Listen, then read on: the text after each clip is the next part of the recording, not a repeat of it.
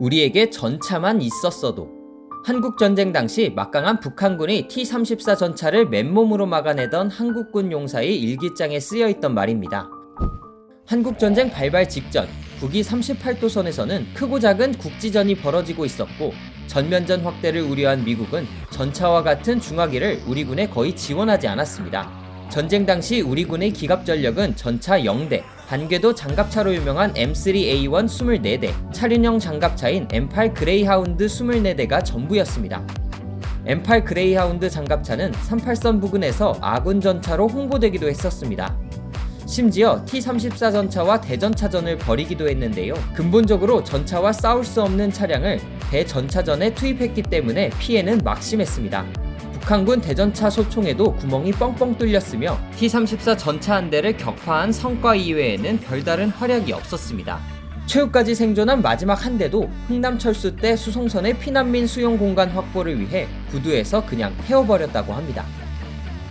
한국군에 최초로 무한궤도식 장갑차가 도입된 건 1967년의 일입니다. 이때까지도 우리 군은 한국 전쟁 때 쓰던 낡은 장갑차들밖에 없었는데, 베트남전에 파병된 우리 부대의 작전을 지원하기 위해 미국은 당시 최신 장갑차였던 M113 86대를 인도했습니다.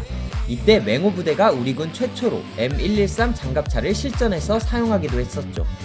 이후 주한미군 제7사단이 본국으로 돌아가면서 보유하고 있던 M113 장갑차 273대가 인도됐는데요. 이때 M113 계열의 다양한 파생 장갑차들이 속속 도입됐습니다. 하지만 여전히 위기의식은 상당했습니다. 특히 1968년 북한의 121 청와대 습격 사건과 울진 삼척 무장공비 침투 사건을 겪는 등 70년대 후반까지 안보 위협에 시달리면서 우리 군은 새로운 장갑차의 필요성을 느꼈습니다. 이에 70년대 후반 이탈리아 피아트사의 피아트 6614 차륜형 장갑차를 도입해 면허 생산을 시작했습니다. 제식명 KM900을 부여해 498대를 생산했는데요. 당시 뛰어난 기동성을 보여줬지만 방호력이 떨어졌고, 생산기술 부족과 분산 배치 등으로 빛을 보지 못하고 양산이 중단됐습니다. 80년대에 들어서는 앞서 미국에게 공여받았던 M113 장갑차마저 도태되면서 대체 장갑차 개발이 시급해졌습니다. 정부는 국내 순수 개발 계획으로 가닥을 잡았고, 당시 대우중공업과 국방과학연구소가 주도하는 두꺼비 사업이 시작됐습니다. M113의 개발사인 FMC는 M113의 가격 인하를 제시했지만 정부는 국내 순수 개발을 고집했고, 그 결과 최초의 국산 보병 전투차인 K200이 탄생했습니다.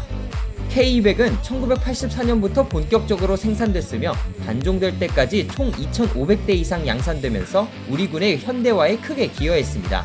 K200 장갑차를 개발한 대우중공업은 당시 2,000가지 문제점을 찾아내 고쳐나가겠다는 의지로 만들었다고 하는데요. 그만큼 개발 과정은 고난의 연속이었습니다. 힘들게 제작한 K200은 양호한 노면에서 고속주행이 가능하고 우수한 방호력을 갖췄으며 험한 야지에서도 문제없이 달렸습니다. 또 한반도 지형 특성에 맞춰 개발돼 깊은 강이나 호수를 도하할 수 있는 기능도 갖췄습니다. 놀라운 것은 항공수송도 염두에 두고 설계한 장갑차라는 것입니다.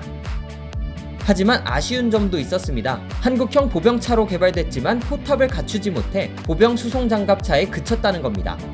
예산 부족 탓에 30mm 기관포 장착은 실패했고, 대신에 총안구를 설치해 보병이 내리지 않고 전투를 지원할 수 있게 만들어졌습니다. 그래도 K200의 기능들은 이전에 운용하던 M113의 성능보다 여러 면에서 뛰어났기 때문에 군의 핵심 전력으로 자리잡게 됐습니다. 특히 말레이시아에 수출됐던 K200 장갑차들은 실제 교전에서 우수한 기동성과 12.7mm의 중기관 총탄을 막아내는 방어력을 보여줘 세계의 주목을 받기도 했습니다. K200의 성공에 힘입은 국군은 보병 수송 장갑차를 넘어서 보병 전투 장갑차의 개발에 착수하게 됩니다. 국방과학연구소는 신형 장갑차의 개발보다는 K200 장갑차에 중국형 무기체계를 통합하는 방식으로 사업 의견을 제시했습니다. 하지만 1998년 외환위기를 겪으면서 이 계획은 전면 무산됐습니다. 그렇게 7년 6개월이란 세월이 지나고 마침내 애초 계획했던 새로운 보병 전투 장갑차가 개발됐습니다. 우리의 기술력과 러시아와의 불곰 사업으로 얻은 기술을 합쳐 K21이라고 불리는 장갑차를 제작하게 됐습니다. K21은 전반적으로 미군의 브래들리 장갑차보다 우수한 스펙을 갖고 있었는데요. 우수한 사격 통제 시스템 덕분에 헬기 잡는 장갑차, 이런 별명을 얻기도 했습니다. 한국 전쟁 당시 맺힌 한 때문이었는지 강력한 화력을 자랑하는 K40 40mm 주포를 장착해 최대 220mm의 강철판까지 관통할 수 있습니다. 이후부터 우리나라도 세계적인 수준의 차륜형 장갑차를 만들어냅니다. K808 장갑차가 대표적인데요. 차륜형 장갑차는 정비도 쉽고 가격도 무한궤도 차량의 절반 정도로 저렴합니다. 또 기동성이 좋고 궤도형 차량보다 가벼워 같은 양의 연료로 더 빠르게 멀리 이동할 수 있습니다. 거기다 자체 도화 기능을 갖춘 것은 물론 항공 수송도 가능해 유사시 적진에 빠른 투입이 가능하다는 점도 장점입니다. K808은 420마력 국산 상용 디젤 엔진을 장착했으며 최고 시속 100km에 달하는데요. 야전에서도 무한궤도 차량에 비해 기동성이 떨어진다는 평가를 받았던 차륜형 장갑차의 단점을 완벽히 보완해냈습니다. 60% 종경사 및 30% 횡경사 등판력과 함께 폭 1.5m의 참호를 통과할 수 있으며 넌플랫 타이어를 장착해 파손 시에도 48km의 속도로 1시간 동안 운행이 가능합니다. 또한 1.2m의 하천도 거뜬하게 건너고 장착된 수상 추진 장치를 활용하면 8km의 속도로 호수 및 강을 도하할 수 있습니다. 화력은 K4 고속 뮤탄 기관총과 K6 기관총을 장착해 보병들을 지원합니다. 거기에 무한궤도 차량보다 월등한 승차감을 자랑하며 혹서기, 혹한기를 대비해 에어컨과 히터를 장착했습니다. 한국 전쟁 당시 우리 군에 대한 미국의 평가는 1861년 미국 남북전쟁 수준이었다, 이거였습니다. 소총 하나 만들지 못해 미국에게 무기를 받아가며 싸웠던 한국이 이제는 자체 개발한 장갑차들로 세계적인 명성을 얻고 있습니다. 이미 성공적으로 수출이 완료된 K200을 비롯해 오스트레일리아 수출을 겨냥한 장갑차 K21의 파생형 레드백은 무기명가 독일을 압도하고 있고 미국의 브래들리 장갑차 교체 사업의 차기 후보로 거론되고 있습니다.